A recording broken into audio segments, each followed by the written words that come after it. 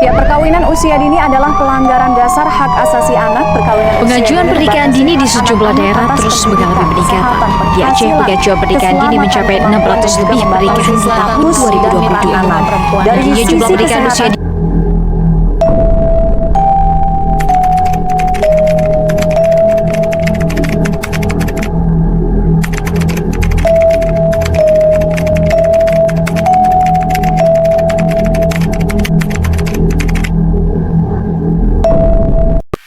Standby, kamera ready, sound ready, 3, 2, 1, action.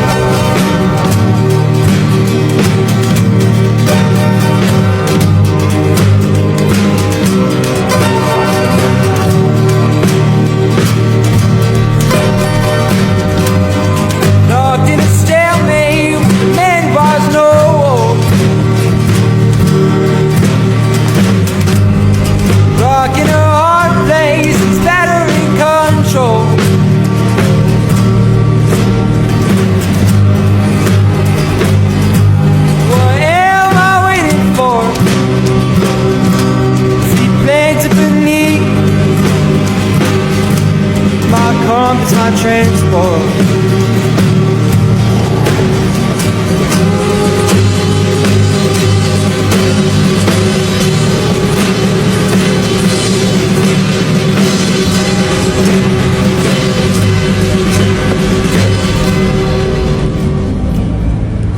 Assalamualaikum warahmatullahi wabarakatuh. Kami dari 12 TKJC kelompok 5 ingin membuat video pembelajaran tentang pernikahan dalam Islam. Selamat menyaksikan.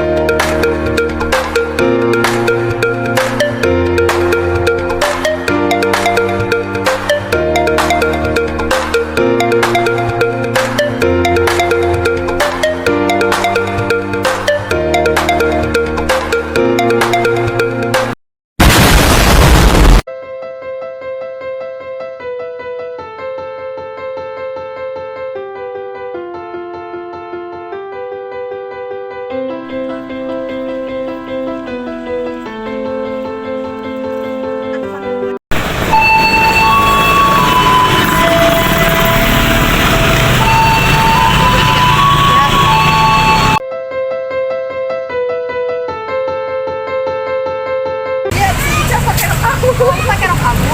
Rok aku tuh dicuci kamu.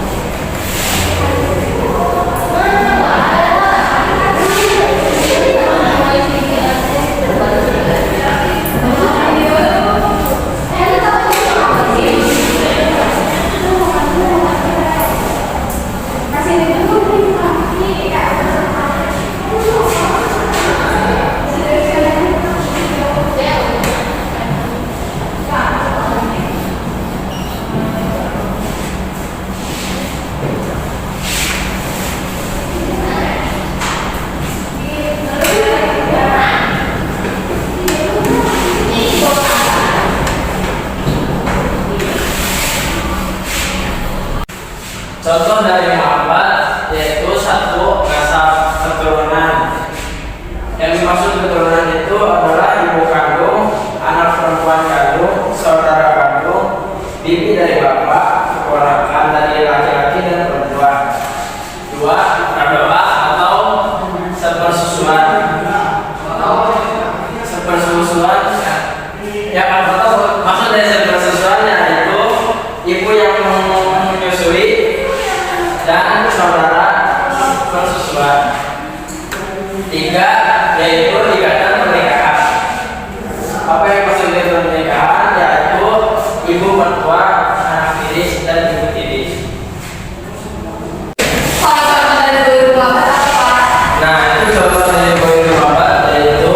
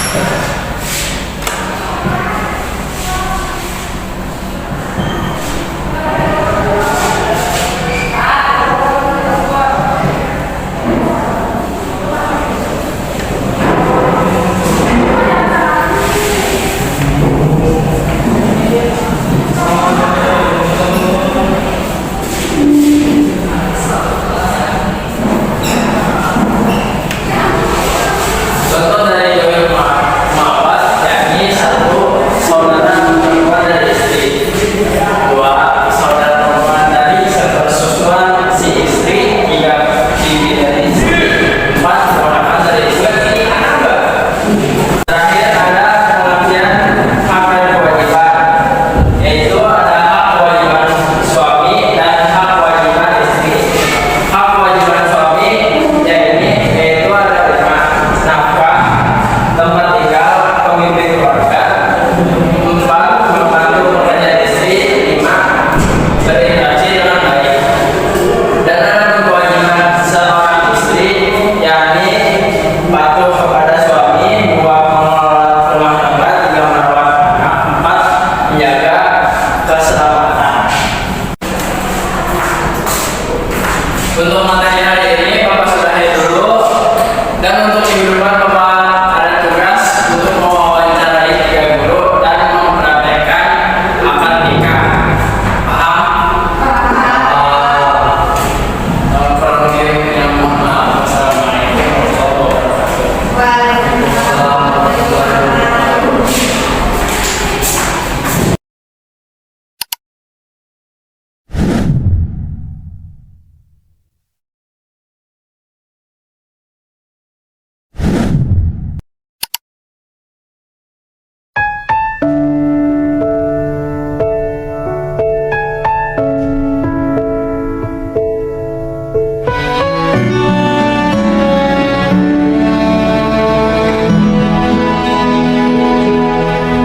Saat ku putuskan bertemu orang tuamu, ku yakinkan diri kaulah yang terbaik. Dan saat kau memilih aku yang pantas untukmu, hati ini berikrar untuk selalu menjagamu.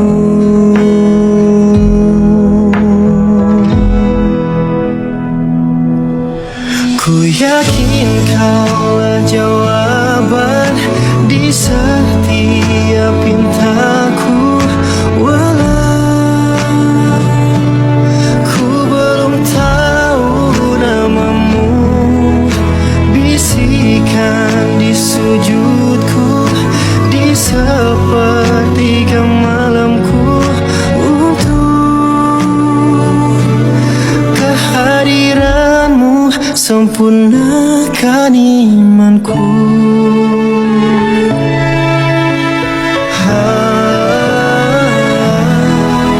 Saat kau memilih aku yang pantas untukmu, hati ini berikrar untuk selalu menjagamu.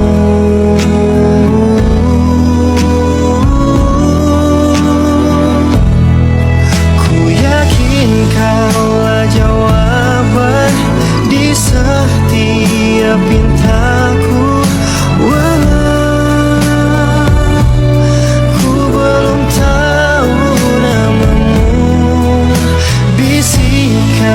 Di sujudku, di sepertiga malamku, untuk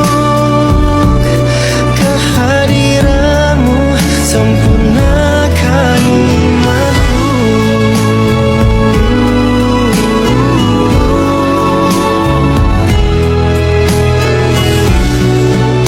Buang cerita lama,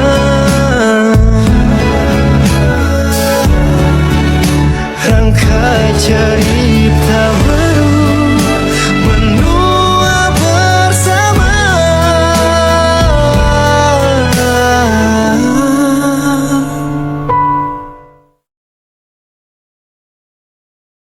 Saya nikahkan dan kawinkan engkau dengan putri kandung saya Rika binti Rabi dengan mas, prak, alat sholat dan satu set perhiasan dibayar tunai. Saya terima nikahnya Rika binti Rabi dengan mas kawin tersebut dibayar tunai.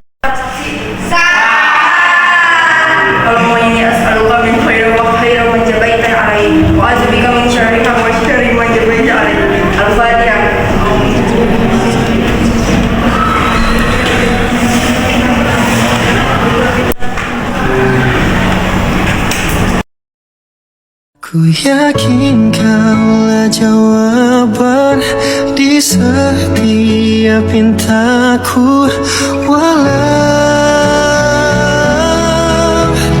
ku belum tahu namamu. Bisikan di sujudku, di sepertiga malamku,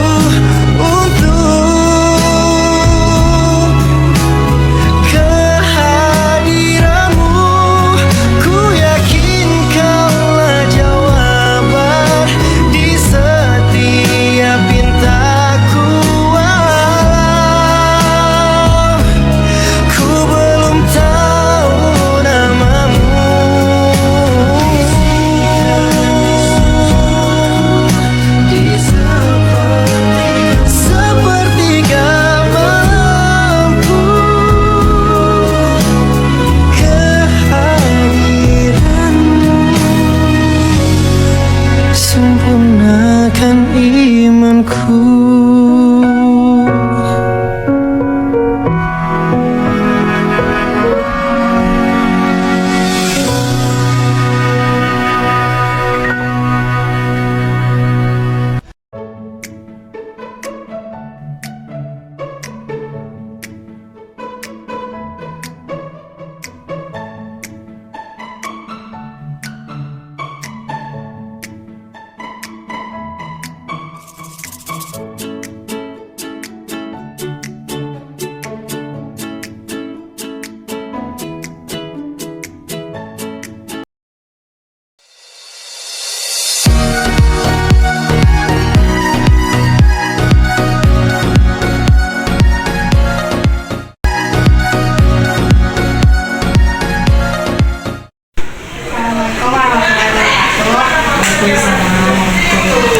Kami dari kelas TKJC kelompok 5 diberi tugas untuk mewawancari 3 guru, salah satunya tentang pernikahan dalam Islam. Oke, apa yang ditanyakan? Pertanyaan pertama, yaitu apa hukumnya pernikahan beda agama dalam Islam? Oh, pernikahan beda agama dalam Islam ya. Oh, menurut ibu ya, sesuai dengan ibu yang ibu tahu, pernikahan agama dalam Islam itu tidak diperbolehkan. bahkan diharamkan karena kalau yang namanya beda agama ya segala sesuatunya itu terbatasi apalagi dalam pernikahan. Kenapa tidak diperbolehkan? Banyak sekali madorot ataupun kerugian yang bisa terjadi ketika setelah pernikahan itu sendiri. Satu, rusaknya nanti nasab ataupun ada baik itu pemilihan agama untuk keturunannya. Nanti si anak itu bingung mau pilih agama mana. Itu keduanya, ditambah juga salah satu yang menghambat anak itu tidak mendapatkan warisan itu diantaranya adalah tidak boleh yang berbeda agama. Nah itu maka di dalam Islam tidak diperbolehkan untuk pernikahan beda agama. Selain itu juga bahkan ada sebagian para ulama, kalaupun ada orang yang memaksakan untuk melakukan nikah berbeda agama, itu dianggapnya selamanya zina karena tidak mempersamakan Allah. Ya itu misalkan perempuannya atau laki-lakinya Islam, sedangkan yang ataupun salah satu pihaknya non Muslim, nanti ketika dia dari ijab kabulnya aja entah mau pakai agama mana kan, dari ketika tidak tata caranya tidak sesuai dengan ajaran Islam, dari rukun dan syaratnya itu sudah tidak menjadi sah, tidak sah hukum pernikahannya, sehingga menjadikan itu akan menjadi perzinahan. Kecuali kalau yang laki-laki, pengantin laki-laki atau perempuannya sebelum akad ijab kabulnya itu sudah masuk Islam, menyatakan masuk Islam. Apalagi tidak di agama saja, di negara kita pun belum dilegalkan pernikahan beda agama. Gitu. Pertanyaan selanjutnya, apakah pernikahan poligami diperbolehkan? Kalau poligami memang diperbolehkan dalam Islam, ya. Nah, poligami dengan catatan harus adil. Di dalam surat An-Nisa pun ya boleh seorang laki-laki menikahi sampai 4 ya di dalam surat An-Nisa ya. Nah sampai 4 batasannya, tapi apabila tidak mampu cukup 1 saja.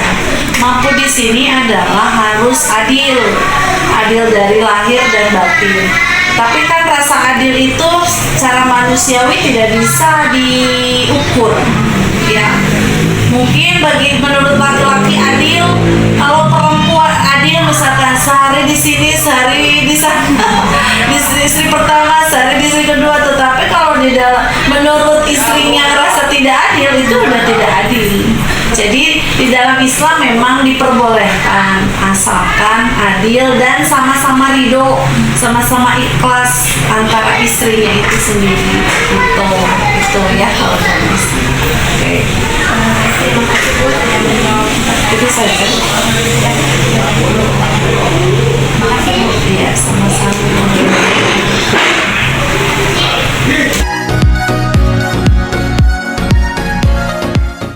Warahmatullahi wabarakatuh. Waalaikumsalam. Kita dari kelas 12 TKJC. Nama saya Aisyah Zahra. Nama saya Rika Amanda Nurija. Mohon izin Pak, kita mau mewawancarai Bapak. Terus temanya tentang pernikahan dalam Islam. Pertanyaannya, apa hukum perceraian dalam Islam? Hukum perceraian dalam Islam itu mubah asalnya, tapi dibenci oleh Allah. Ya, jadi mubah maksudnya boleh, tapi itu hal yang dibenci oleh Allah. Ketika dua orang manusia itu bermenikah, itu sesungguhnya misal penuliso ya, ya harus saling mengerti, memahami kekurangan dan sebagainya. Karena manusia itu kan tidak sempurna. Jadi kalau tanya hukumnya udah dijawab sih, cuma mungkin harus dilihat nih kenapa alasan perceraian itu. Makanya harus hati-hati sekali dalam mengajukan perceraian, karena banyak ya perceraian artis itu seperti mudah sekali. Bahkan ada yang terbaru, bukan yang bapak gosip ini ya, yang terbaru itu tadi pagi-pagi udah ada berita gosip, beritanya sih bukan gosip ya, tapi kan benar ya. Faktanya ada seorang artis yang dia sedang melahirkan, tapi dalam proses perceraian, sehingga si bapaknya bahkan si ibunya itu yang mau melahirkan tidak sudi ini ditemani oleh si suami, padahal belum resmi bercerai gitu ya. Nah, perceraian memang banyak alasannya ya. Ada yang karena kekerasan gitu ya, ada yang karena perbedaan pendapat saja, ada juga yang karena faktor ekonomi, ada yang memang faktor ya ketidakpedulian mungkin ya salah satu pasangan, atau bahkan perselingkuhan juga ada. Yang mana yang mungkin masih bisa diterima ya, yang mau tidak mau ya pastikan itu memang darurat, yang adalah memang terpaksa bercerai itu. Misalnya kalau tidak bercerai bisa membahayakan salah satu pihak, keselamatan salah satu pihak, salah satu rumah tangga misalnya. Kedua, memang terjadinya perselingkuhan ya gitu, salah satu perzinahan gitu ya.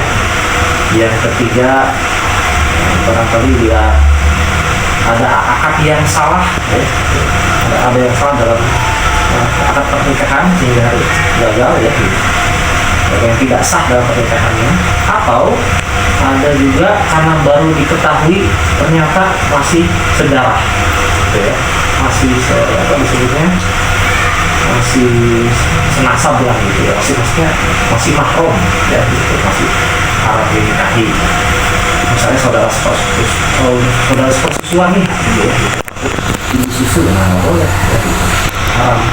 Jadi itu jawabannya sebenarnya singkat ya, boleh berubah tapi dibenci oleh Allah, itu tidak caranya. Tapi alasan-alasannya harus dipertimbangkan dengan matang ya gitu.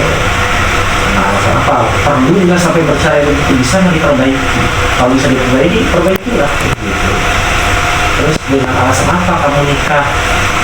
Kalau ibadah, maka pastikan ketika bercerai, mau bercerai pun apakah ini karena ibadah saya terganggu ya, mau bercerai dengan pertanyaan atau tidak gitu. Karena ibadah semua hidup tentunya gitu. Nah, memang seperti itu istilah yang disampaikan oleh para ulama. Demikian. Ada lagi Pak pertanyaannya, apa syarat sahnya pernikahan dalam Islam? Syarat sahnya pernikahan yang pasti ada mempelai wanita ya, kedua adanya akad, ketiga adanya mas kawin, empat adanya saksi gitu ya. Apa aja tuh tadi? Calon pengantin, akad, mas kawin, saksi ya gitu. Ini yang saya pahami ya. Kalau misalnya ada yang kurang, nanti bisa ditambahkan oleh para asatidz yang lain, karena saya bisa jadi salah ya gitu. Kemudian itu saja yang tanya. Iya, Pak. Apa yang ditanya itu? Iya. Apa ada? Mungkin bagaimana kalau tentang wali ada kak? Wali perlu ada wali? Iya wali. Karena si perempuan akan tetap menjadi milik, adalah milik ayahnya. Ketika menikahi, maka dia ibaratnya dibeli melalui mas kawin itu dari ayah, makanya akadnya sama orang tua bapak dari si perempuan ya. Tapi hati-hati makanya dengan perzinahan. Abangnya menurut saya kalau dia si perempuan ini adalah hasil dari perzinahan si bapaknya ya, yang berzina itu yang menjadikannya yang hasil perzinahannya lahirlah si wanita tersebut yang menikah, tidak bisa menjadi wali nikah, harus wali hakim ya, gitu. Jadi tidak sah pernikahannya ya. Wali nikah juga penting ya gitu. Dan siapa yang jadi wali nikah? Ini nama tadi ya, saksi dan wali nikah. Makanya segitu aja. Iya. Makasih ya Pak ya udah Iya. meluangin waktunya buat kita. Makasih ganggu waktunya kita. Enggak, teman gitu. Makasih ya Pak. Selamat ya, iya, sama. Assalamualaikum warahmatullahi wabarakatuh. Waalaikumsalam warahmatullahi wabarakatuh.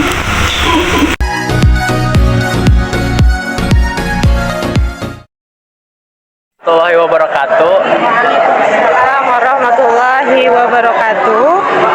Saya dari kelas 12 TKJC izin mewawancarai Ibu Pahada untuk tugas PAI. Silakan. Saya izin bertanya tentang pernikahan. Apa sih hikmah pernikahan dalam Islam itu, Bu?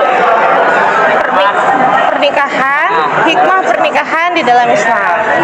Oke, setiap manusia itu pasti menginginkan suatu pernikahan. Itu adalah sebuah kodrat ya. Sebagai laki-laki dan perempuan kan memang sudah dijanjikan di dalam Al-Quran bahwa setiap perempuan dan laki-laki itu kan saling berpasangan, saling kasih dan sayang, ya kan? Lalu apa sih hikmah dari menjalankan sebuah pernikahan itu? Yang pertama itu adalah menyempurnakan separuh agama, ya. Yang kedua adalah menjaga dan menjauhkan diri dari segala perbuatan zina. Tuh. Yang ketiga adalah memelihara dan memperbanyak keturunan, apalagi umat Islam. Yang keempat itu adalah memperluas tali persaudaraan. Jadi kalau misalnya kita menikah, yang tadinya kita hanya memiliki saudara satu pihak dari ibu dan ayah, kalau misalnya kita menikah pasti kita punya saudara dari pihak suami, ya kan? Nah, itu semakin memperluas persaudaraan. Yang terakhir, hikmah terakhir itu adalah meningkatkan derajat keimanan dan kedekatan diri kita terhadap Allah Subhanahu wa Ta'ala. Dari melihat hikmah yang pertama yaitu menyempurnakan agama. Jadi kalau misalkan kita menikah, tujuannya adalah ibadah, insya Allah kita akan mendapatkan pahala dari sisi Allah, dan kita akan mendapatkan perlindungan, keselamatan, rahmat dari Allah Subhanahu wa Ta'ala. Itu adalah beberapa hikmah dari pernikahan.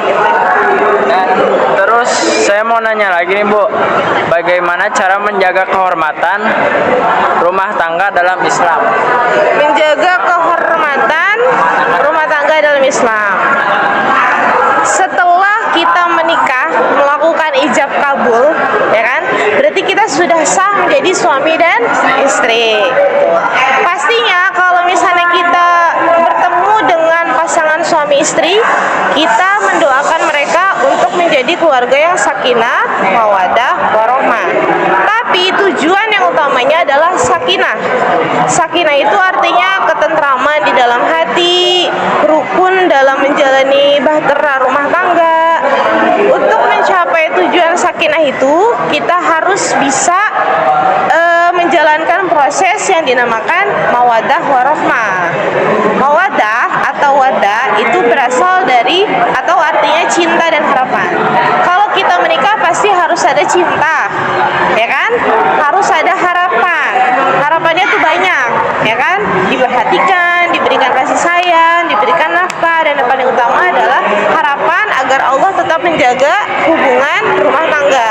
Itu adalah cinta dan harapan dari asal kata wadah atau mawadah. Kalau warohmah berarti dari kata rahmah. Artinya apa? Kasih sayang, kelembutan, kehalusan, itu ya kan, supaya kita mencapai tujuan sakinah. Lalu apa saja sih tips kita dalam menjaga keharmonisan, kehormatan di dalam rumah tangga? Ada banyak sebenarnya. Jadi kalau misalnya kita menikah itu belajarnya harus terus menerus. Jangan kita mau menikah doang belajar, tapi setelah berumah tangga sendiri-sendiri gitu. Dan tipsnya menjaga keharmonisan rumah tangga, yang pertama itu harus membangun rasa kejujuran dan keterbukaan. Itu udah pasti kan. Yang kedua adalah memelihara komunikasi antara suami dan istri secara efektif, ya kan? Yang ketiga, saling menerima kekurangan dan kelebihan antara pasangan dan juga anggota dari anggota keluarga pihak istri dan juga pihak suami.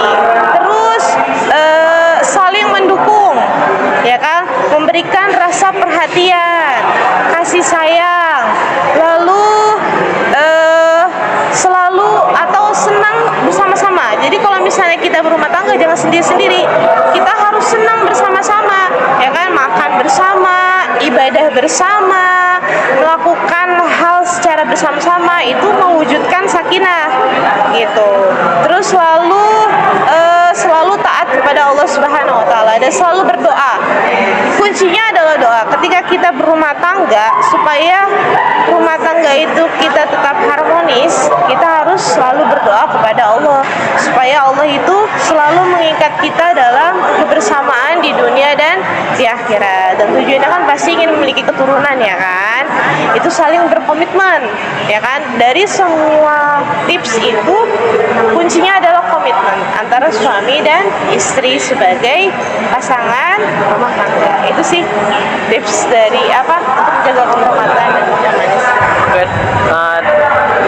Saya sudah cukup sih Bu, sampai situ aja. Mohon maaf kegangguannya. Saya tutup ya. Assalamualaikum warahmatullahi wabarakatuh. Waalaikumsalam warahmatullahi wabarakatuh.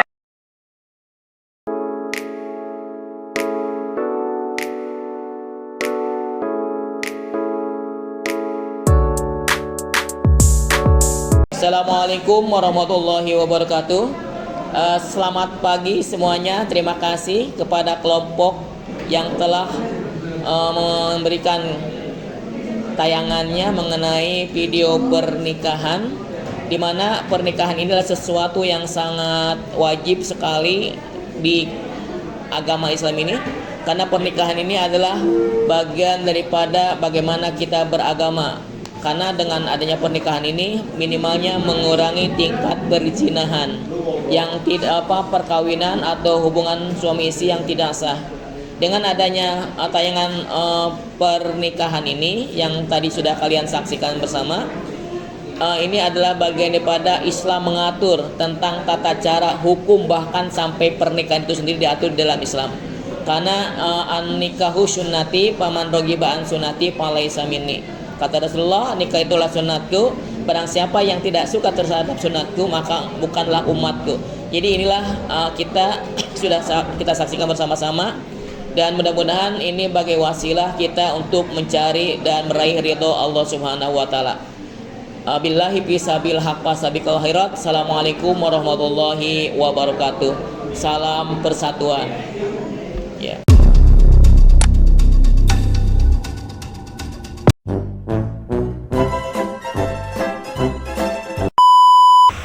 Permisi Pak. Assalamualaikum warahmatullahi wabarakatuh. Assalamualaikum warahmatullahi wabarakatuh. Assalamualaikum warahmatullahi wabarakatuh.